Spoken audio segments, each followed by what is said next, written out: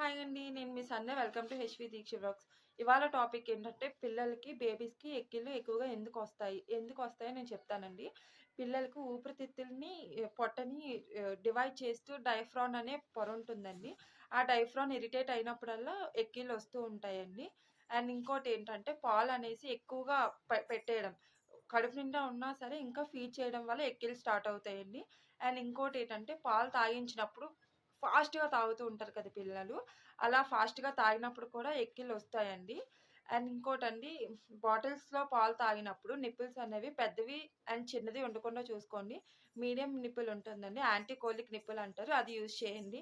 And ఇంకోటి, పిల్లలు పాలు తాగిన తర్వాత కూడా అలా చీకుతూ ఉంటారండి నిప్పుల్స్‌ని. Breast feeding నిప్పుల్స్‌ని. అలా చీకినప్పుడు పాలు రావు కదండీ! గాలనేది లోపలికెళ్ళి గ్యాస్ట్రిక్ ప్రాబ్లమ్స్, హికప్స్ అనేవి మీకు స్టార్ట్ అవుతాయండి. ఇదండి ఇవాళ ఇన్ఫర్మేషన్.